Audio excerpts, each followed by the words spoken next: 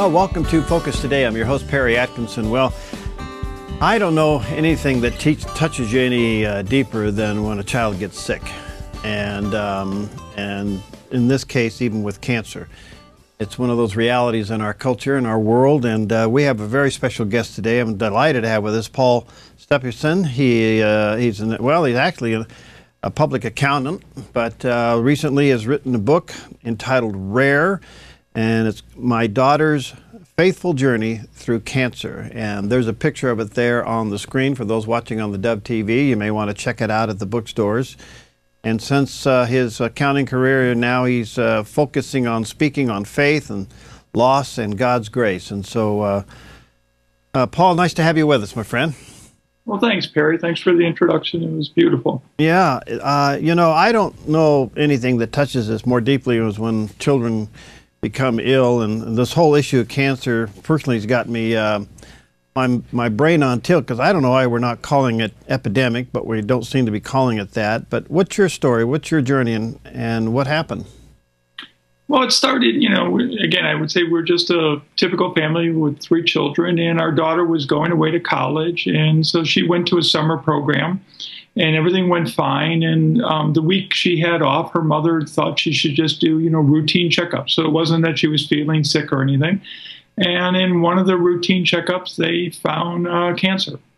And, you know, of course, we were, you know, like just all shocked, because we had already packed her car to move to college the next day.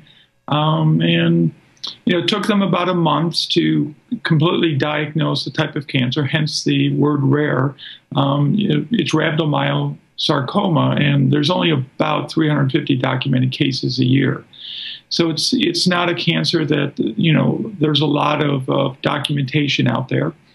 And so, but her doctors and team started cancer treatment literally the next week after we found out she had cancer. So we went from, you know, our daughter being completely healthy, going away to college, and then fighting cancer. Wow. You discovered it in a blood test? It was just a routine GYN, you know, checkup. And so they did a pap smear, and they just noted it, and, you know, they thought it was nothing. And so it was on Tuesday, and then on Friday, a pathologist confirmed that there were cancer cells present.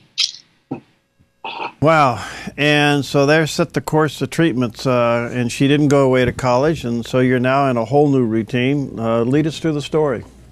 Well, actually, she did go. She decided that Friday night she was going to college, and she went to college. And her doctors worked in between. She was not able to finish her first semester, but she attended her classes. And she went through, you know, surgery to remove the tumor. And then she immediately went through chemotherapy with 2 different drugs. And then they continued to find cancer cells at the latter part of her first semester, and they decided to do a complete hysterectomy. And then she went back to college. The pathology reports were very positive post-hysterectomy. And she did attend and took 5 classes and got 5 A's from the University of Florida. Really enjoyed. But right after she finished her semester, her and her mom decided to take a kind of a celebration cruise across the Atlantic. And midway across the Atlantic, her cancer came back with a vengeance. And we had to fly her back from a small island off of Spain to have immediate surgery. And then it just continued, you know, back and forth, them trying to find a chemo drug to just stop the cancer. Wow. How did your faith play into all this? Well, you know, if you would ask me about Rebecca's faith, or I would say she had a very simple faith. She loved church, she loved Bible classes, and she attended youth ministry for years and years. You know, but you never know about faith until, I guess, you are tested. And I think we all fed off of her faith. And again, it was simple faith. She just never questioned why she got cancer. And even though a lot of people asked her that question, she just said, well, people get cancer. But her faith was, you know, that this was her cross, and she didn't want cancer, but she did everything she could to stop it. But she lived her life. And I think that's where the book has inspired so many people, is There's literally 20 authors because, you know, I started writing the book 2 weeks after she was diagnosed. And so me and her actually talked about it and started writing together as a quest of ours to write a book. But it just, you know, I think the inspiration part is everyone noticing she could feel sorry for herself, but she chose not to. She just went and lived her life. And every second that she was healthy, she just enjoyed life. Wow, what a lesson. What was going through your mind? I mean, here's your daughter. She's got a great attitude about this whole thing. She's moving forward. You're trying to document this. I mean, that's quite a challenge handling and all that. Perry, I don't know that I had a great attitude. I said she had a great attitude. Okay. I don't want to correct you, but, you know, I was devastated. And as a father, you know, your instincts are to protect your children. And when you're torn into a situation where there's nothing you can do as a father or a mother, because Nancy felt the same way, you know, we were falling apart, and so we were trying, but Rebecca just, you know, wouldn't let us. There's so many stories in the book about people interacting with her and telling that story, but you know, when we knew she was dying and she was in hospice, she asked me a direct question if she was dying 4 days before, and I did answer yes. And I started to cry, as you might expect. And she, you know, Perry, she looked at me and kind of called me out on my faith and said, "Dad, why are you crying? You know, nothing bad is happening to me. You, of all people, know that." And it was that kind of simple faith that inspires people, is that she didn't want to die. But she also understood that nothing bad was happening to her and God was close to her. And that that was something she was going to tell me too 4 days before she passed away, that, "Dad, you know nothing bad is happening to me." What a story. When did you, as her dad and family, realize that she wasn't going to make it? You know, I think initially right after a diagnosis, so she was in treatment for 19 months. So the book, you know, chronologizes all the events of that time period. But when we got the diagnosis, in a sense, a month into it, I probably was the only one, it appears, that did not go to the internet and research this particular cancer when we found out. But I'm pretty sure Rebecca would have too. She was pretty computer savvy, and if you read about her cancer, you know, it's a tough cancer. It's very aggressive, and I know every day they're trying, and they just had an advancement today. So for all the families fighting it, you know, they are advancing their knowledge of this cancer. But it was pretty clear at the time that she was diagnosed that, you know, it was an uphill battle. And on the first meeting with the oncologist, you know, I felt, and I don't know that I should have, but I felt to ask the question, you know, do you consider this life-threatening? And he said, yes, we think we're ahead of it, but yes, we would have to consider that. So I think we started, and I think Rebecca started that way too. And there's so many stories in the book about her kind of knowing that maybe her time on earth was shorter than, you know, she would have liked, but she just went on with her life because none of us know the days. That's remarkable, and I guess that is the story that is to be conveyed. She had the proper perspective. Is there anything looking back, Paul, that you as a family and maybe even her as the treatment and the process you went through that you would do differently? No, her doctors were God sent, and they did everything. You know, she had 5 major surgeries, so they really did try to stop the cancer. They gave her 10 different chemotherapy drugs, so twice they actually, you know, created protocols for her.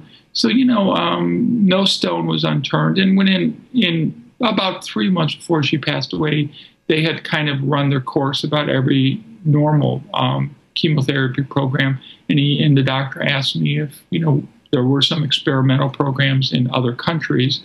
And I had mentioned it to Rebecca, and Rebecca said, "No, Dad, whatever our doctors here want to do, I'm fine with that, but no, I don't want to go chasing anything else." And so she was very calm about that. Oh. So, Paul, you continue to write and talk about this. You feel like this is what God's called you to do now? Yeah, I think me and Rebecca talked a lot about what we were going to do. I mean, the theory was Perry, we would both be on this interview with you as an inspiration story about someone, who's young that endured. But I learned in the process she did endure. Her story goes on and life goes on because of her. And yeah, it was clearly life-changing for me. Just a couple of days ago, I met someone with MS that read the book. And I didn't know this person, but they found me. And she said the book inspired her and is really helping her, with her disease because of, Rebecca's story and how she just inspired her life. And she said she was so thankful to read the book. And so I think the book is inspiring people in ways that I never intended, or Rebecca. So I believe, when you live a life, what else would you want but to be remembered as someone that inspires people? Wow, fascinating story. Let me encourage you to check it out. By the way, it's rarebooksPC.com is the website, rarebooksPC.com, and there's a picture of it on the screen. You may want to pick it up. Paul, fascinating. Thanks for sharing it. I think there is much to be gained from folks who are going down this road, from the encouragement that you and, of course, Rebecca leave as her legacy, and just how she handled this. It's just incredible. Thank you, my friend. Thanks, Gary. And it's on iTunes and Barnes & Noble, so there's a lot of ways to get to the book. Okay, iTunes and Barnes & Noble. All right, thanks, Paul. Thank you. All Bye. Right, we'll be right back.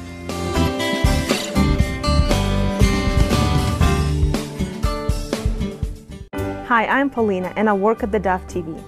Did you know that when you support theDove TV, you have a profound impact, not only in our community, but around the world? It's your continued support that takes the inspiration and hope in the programs we produce and makes them available to the thousands of people who are watching these videos online every week. Help bring encouragement and hope to our valley and beyond by making a secure online donation today at our website, thedove.us.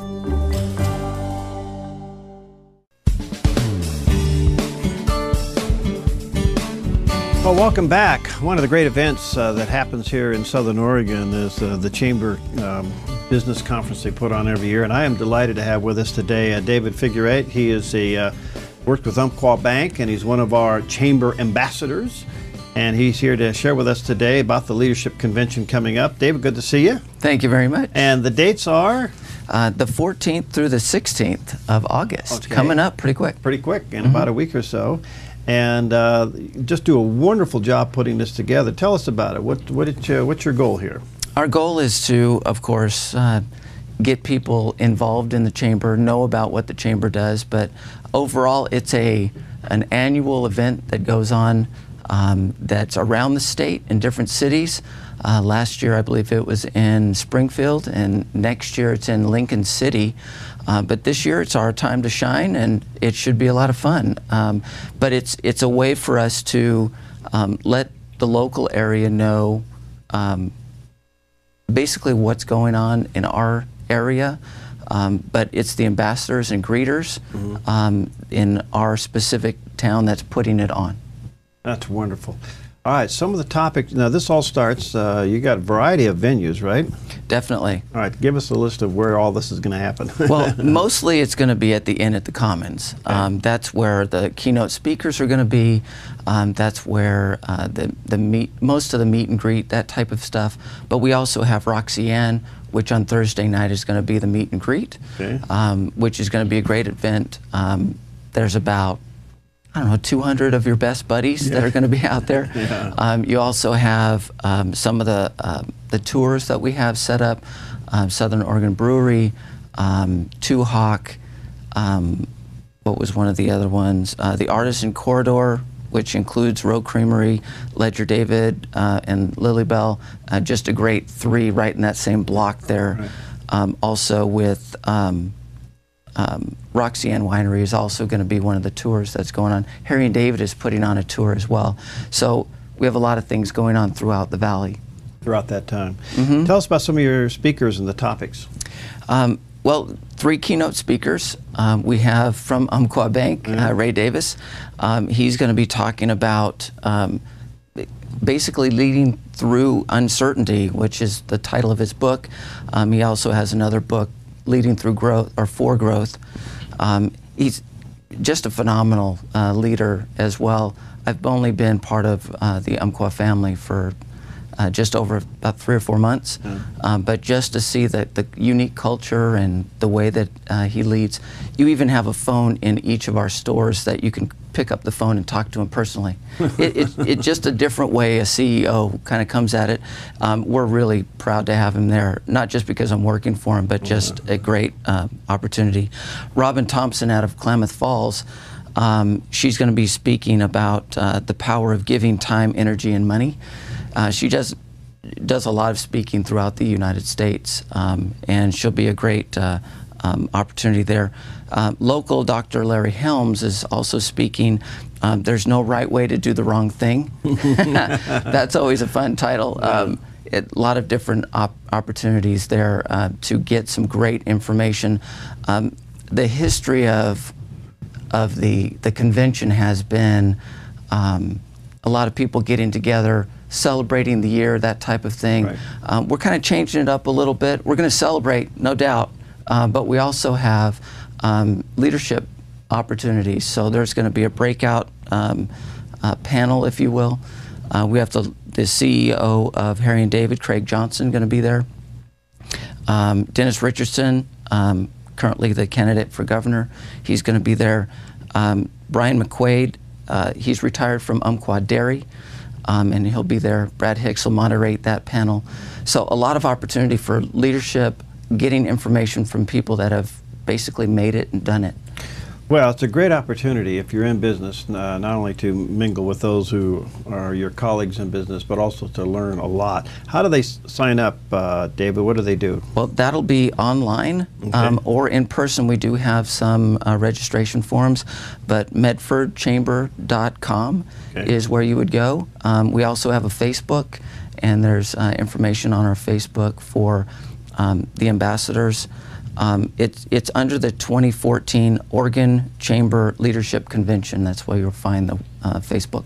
All right, that's all coming up the 14th through the 16th. Now, the Medford Chamber, brag on it a little bit, because we got one of the best chapters, I think, in the country, don't we? Oh, I believe so. I've been at different chambers, certainly in smaller towns and some of the larger ones, and we have some really unique and just awesome things that people may or may not know about. Really, there's 4 things that strategic objectives that they look at, but really, I'll tell you what, I'll tell you my story. When we had, I had to relocate up to Oregon from California, a job and that type of thing back in the 90s. You're probably smart, definitely smart in hindsight. But in the 90s, having a young family coming up here, great place to raise a family, but how do you get connected in a community that you don't really know anybody? And my first opportunity was greeters. So you have every Thursday morning, 8 o'clock, you have about 80 to 100 people that you find that become your family, close friends, that type of thing, real quick.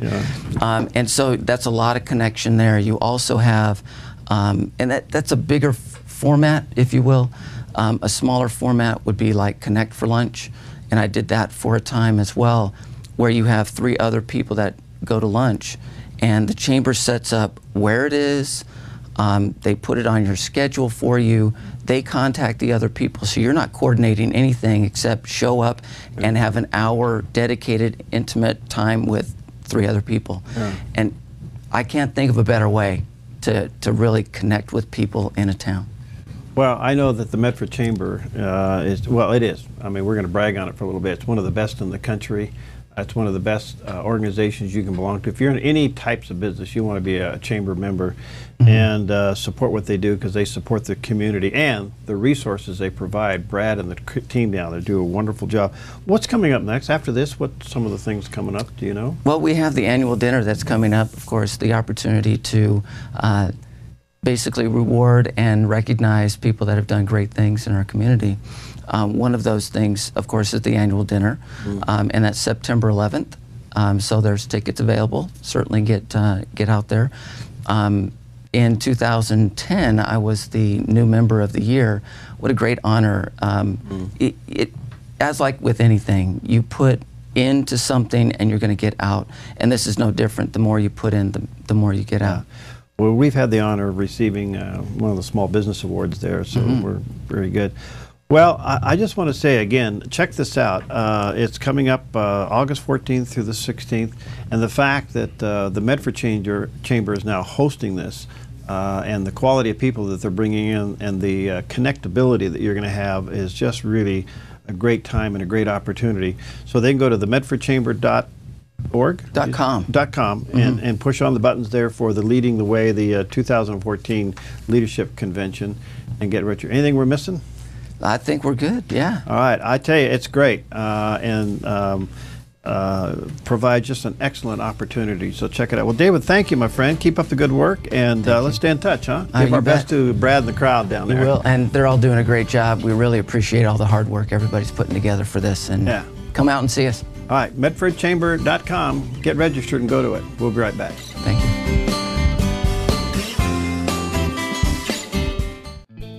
Hi, I'm Daniel and I work at theDove TV. You know, compared to Portland, Seattle, and LA, Medford might be considered a small market, but at theDove, we're excited about the opportunity to make a big impact right here in our community. And you help make that happen. Did you know that more than 90% of our income comes from people like you? You can help us now by making a secure online donation at our website, thedove.us, or by phoning 541-776-5368.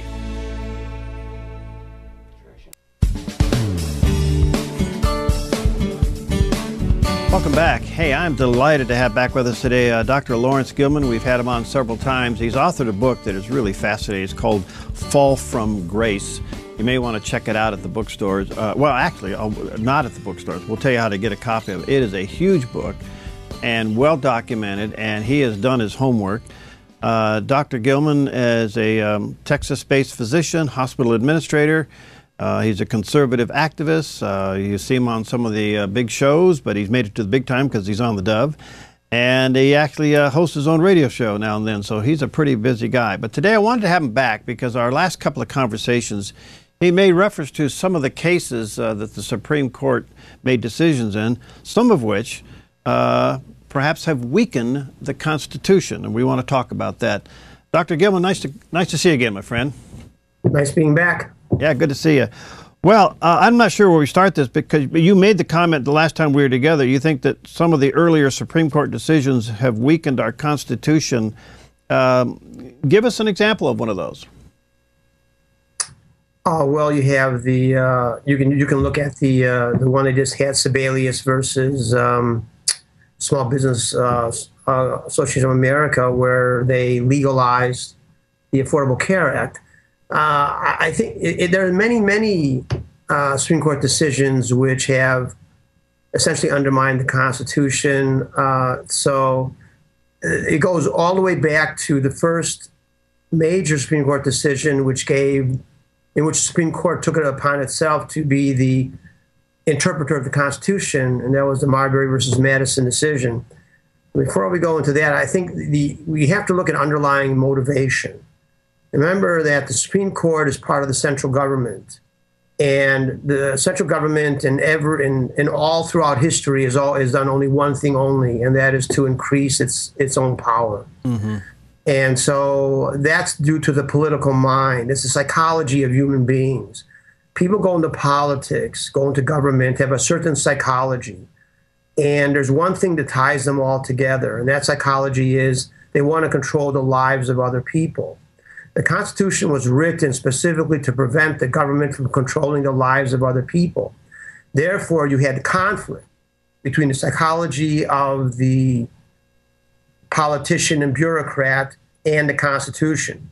Remember, the Constitution is written by human beings, and what human beings can do can be undone. If you have the psychology of remember, the Constitution places constraints upon the federal government. Politicians do not want constraints. They want to control your life, and the more lives they can control, the better. And so it required adherence to the Constitution in order for the Constitution to function. But the political mind has superseded what the Constitution says. They've undermined the Constitution, and through our corrupt system of public education and our state-controlled media, we have come to believe something which is something other completely than what our founding fathers had intended. Now the government does run our lives.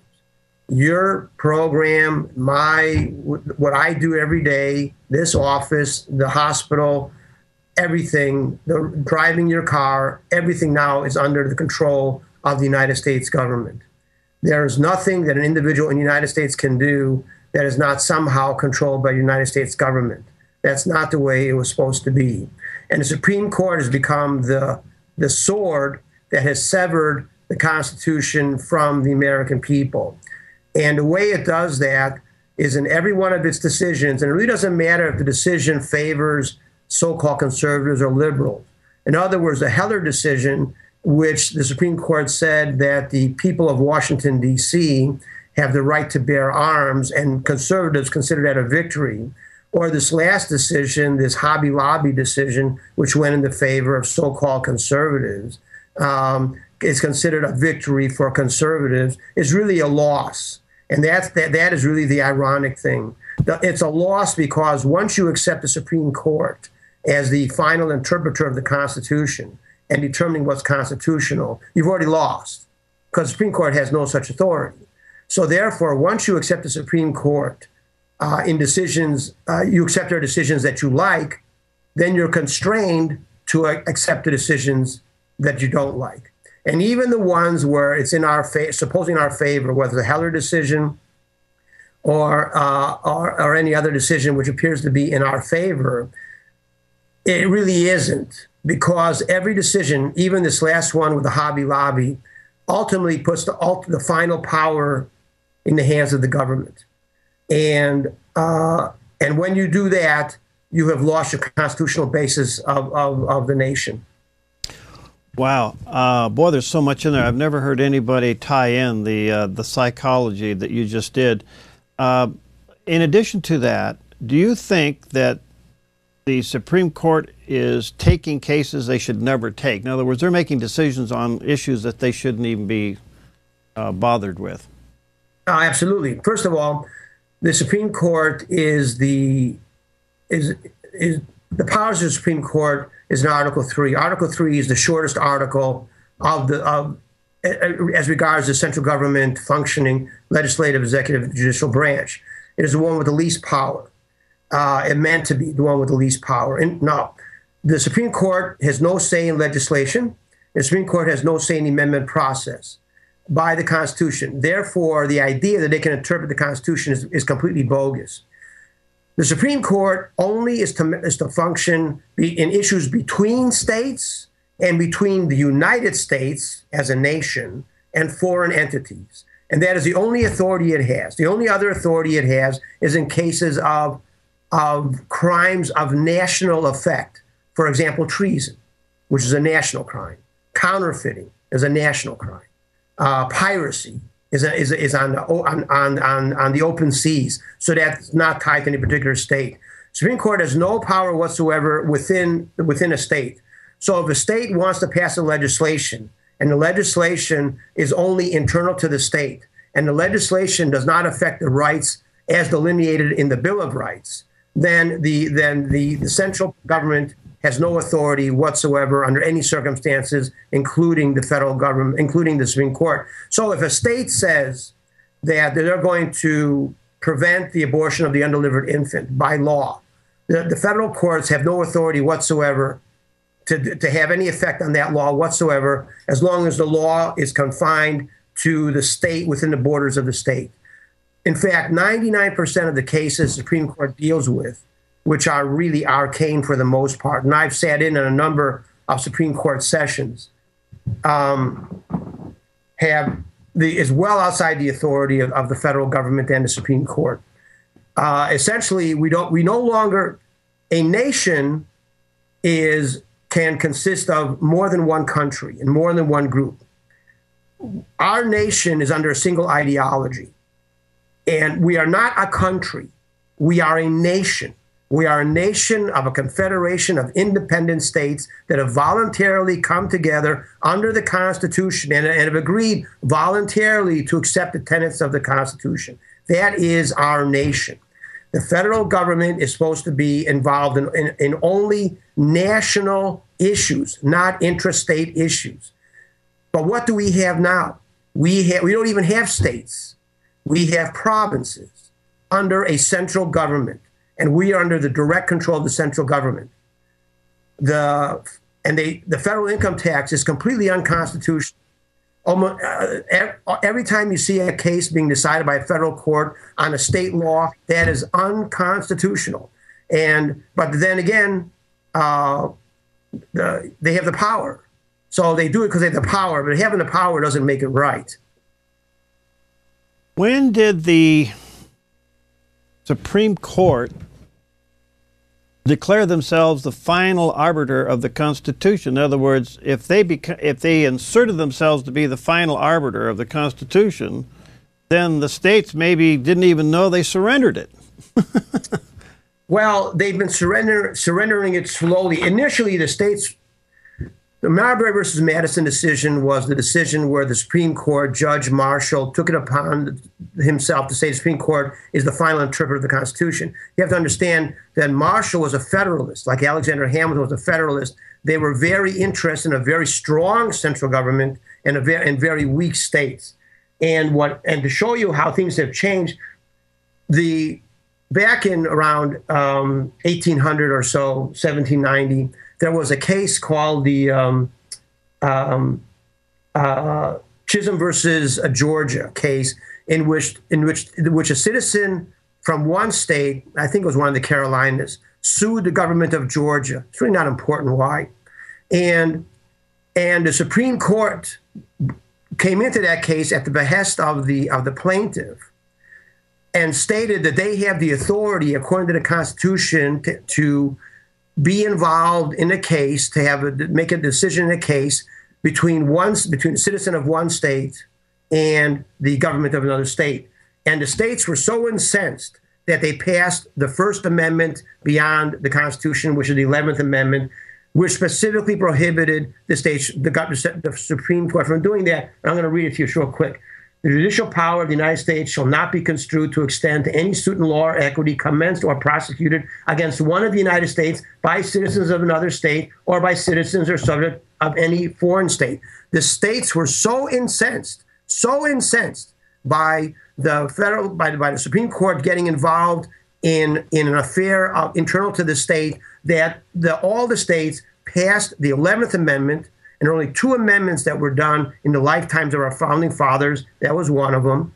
And that amendment prohibited the Supreme Court from being involved in a case from a citizen of one state suing the citizen of another state, the citizen of one state suing the government of another state.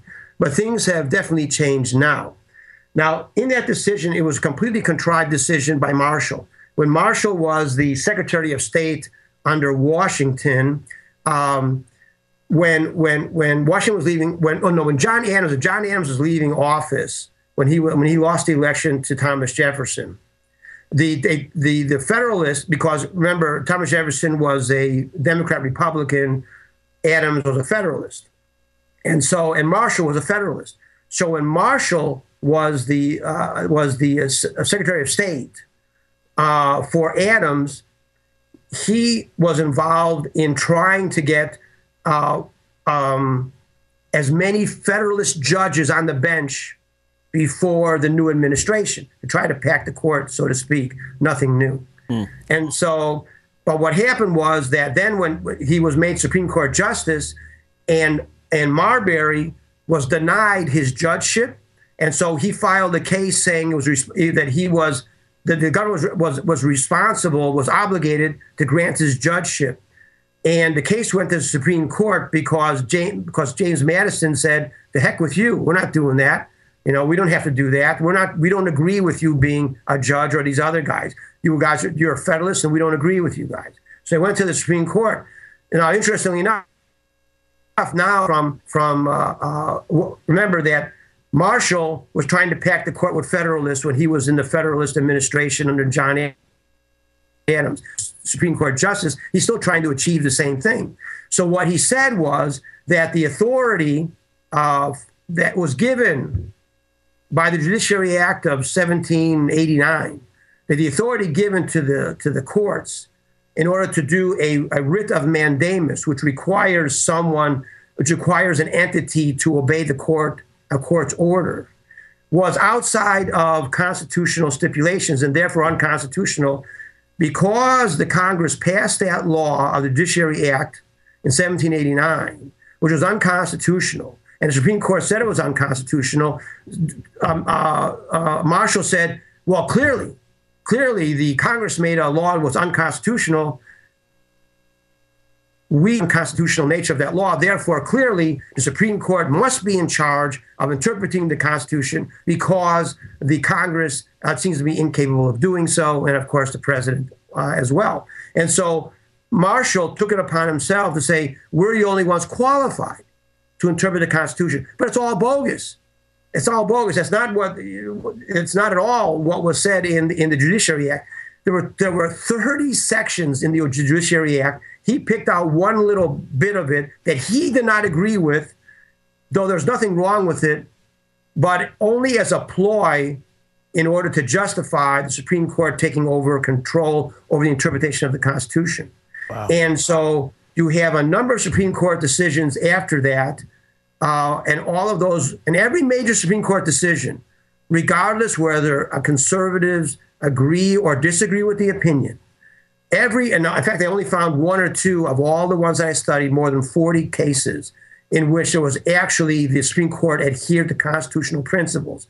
And all the other decisions, even the ones that appear to be in our favor, conservative favor, are not. Because every time we say the Supreme Court has the authority to make such a decision, we weaken the constitutional basis of the country, of the nation. Fascinating. All right, let me take a quick break. We'll be right back. You may want to check out his book or get a pencil. We'll tell you how you can get a copy of a book called Fall from Grace. This is just one of the things that he talks about in it, and extensively, and has done his research, and we'll share all those details with you. It's extremely well researched. Dr. Lawrence Gelman, we'll be back with him in just a moment. Hi, I'm Paula, and I work at theDove TV. Every day we get letters and emails from people who've been encouraged, blessed, and challenged by the programs on theDove TV. But we couldn't do it without you. Did you know that more than 90% of our income comes from people like you? You can help us continue to bring inspiration and hope to our community by making a secure online donation at our website, thedove.us, or call us at 541-776-5368. Okay, we're back with Dr. Lawrence Gelman, and fascinating review of the Supreme Court and usurping its responsibilities and authority. And he's put all of this in a book called Fall from Grace. There's a picture of it on the screen. This book is huge. It weighs a ton. Dr. Gelman, how do they get a copy? Oh, just lrgelman@aol.com. Just that and $20. All right, lrgelman@aol.com. Connect with them there and get a copy of the book. Yeah. All right, so this is absolutely fascinating. Now, obviously, Congress relinquished its responsibility of being a guardian to the Constitution and gave it to, or let it be taken from them by the Supreme Court. Right. Why hasn't legal scholars jumped on this? Because they're all in bed with the government. I mean, attorneys are part of the government. Let's go back to the political mind. The political mind is the control of other people's lives. What does a judge do? He wants to control the lives of other people. What does an attorney do? The same thing. Politicians and bureaucrats. They all have the same psychology. Now, maybe their motivations are for good or for evil. But the fact of the matter is, once in the psychology, I don't want to be told by anybody what I can or cannot do, whether their intentions are good or not, because that's not what the Constitution says. The Constitution says that we have the right, the Declaration of Independence says that we have the right to pursue our own individual idea of happiness, not the government's idea of happiness. But before I go on, I just want to make this I want to show you what Marshall does real quick in his decision. What he did was, he pretends to quote from the Constitution, and he says, in all cases affecting ambassadors, other public ministers and councils, and those in which a state shall be party, the Supreme Court shall have original jurisdiction. In all other cases, the Supreme Court shall have appellate jurisdiction. Okay, this is what the Constitution does say.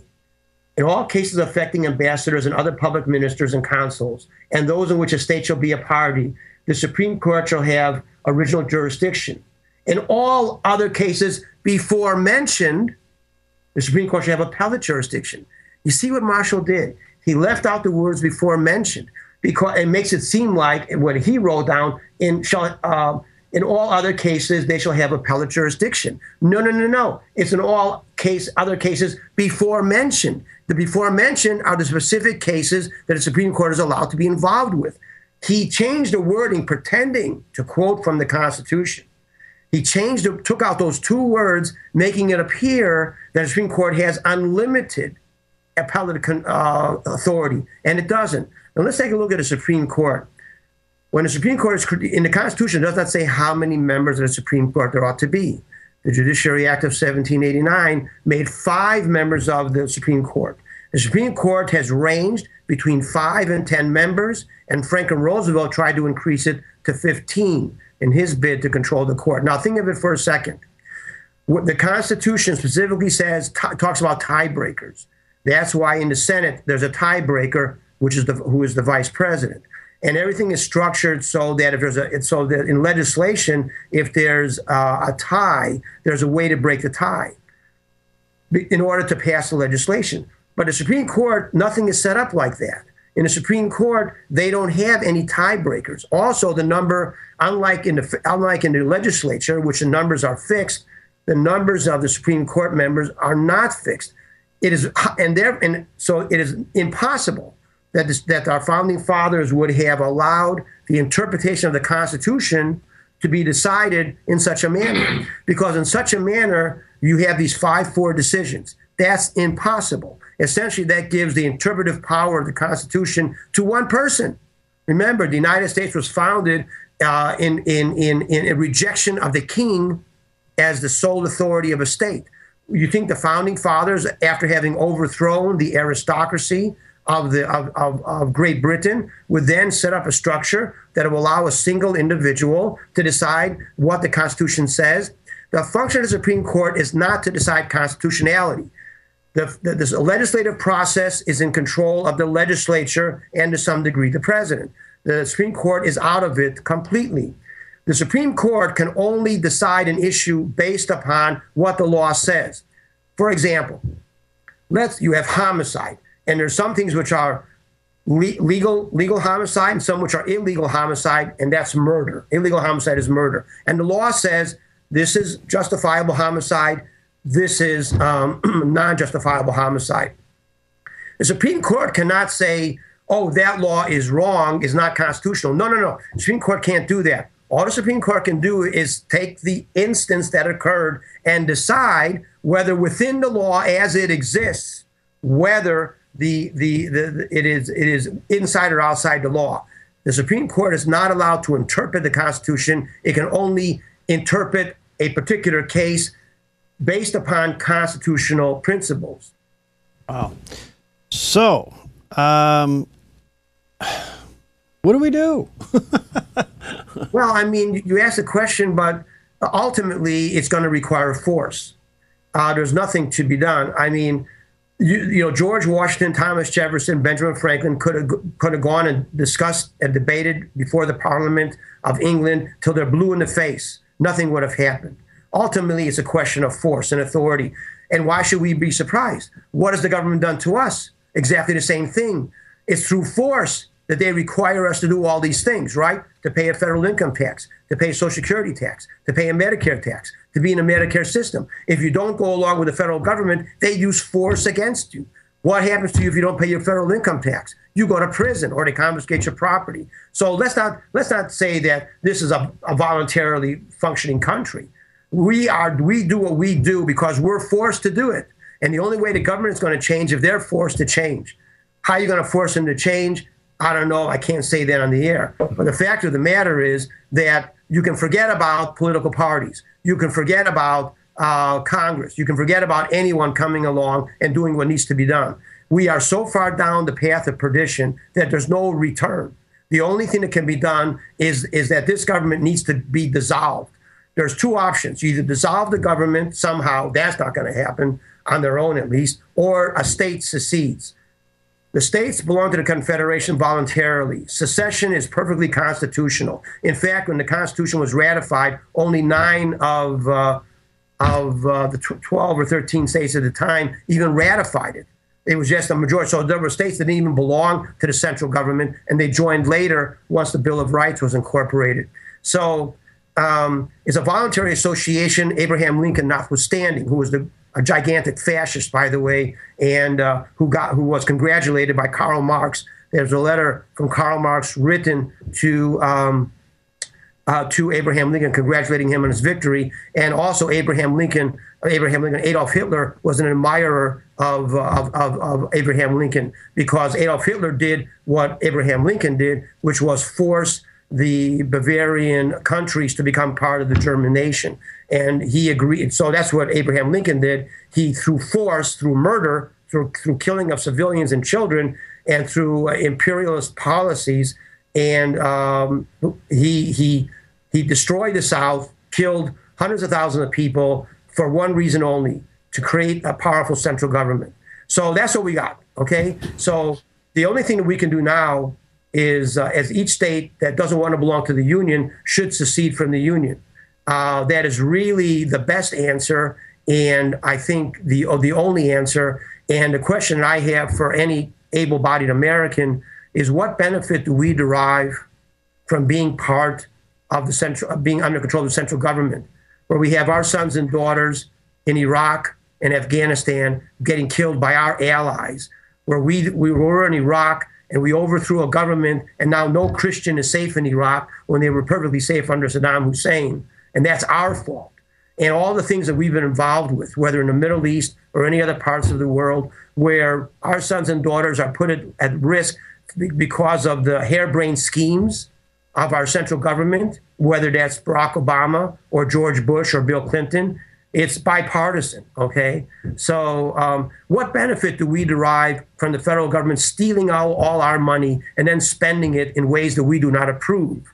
I don't want my money being spent to give money to some single mother in New York City and deprive my children of the benefits of what I have earned because some congressman in New York thinks that an unemployed, uneducated person in New York having one baby after another, that my money should be spent to take care of those children. I want my money spent on my children.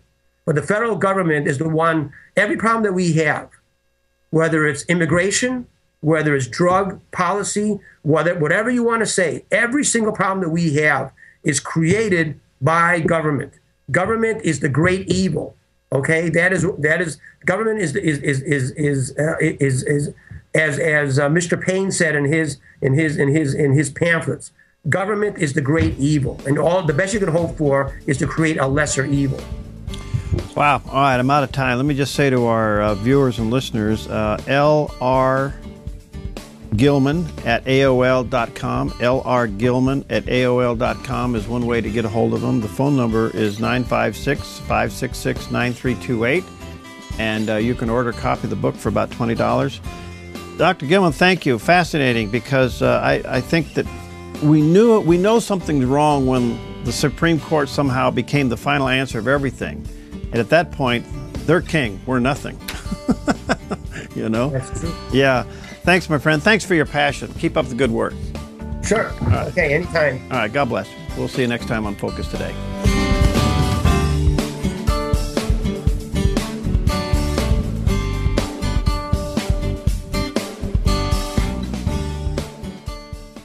Hi, I'm Jim, and I work at theDove TV. Every weekday between 6 and 8 a.m., our award-winning news and sports team bring you the best morning show around. It's live, it's honest, and it's a whole lot of fun. And you help make it happen. Did you know that more than 90% of our income comes from people like you? You can help us continue to air local programs that share your voice by making a secure online donation at our website, theDove.us.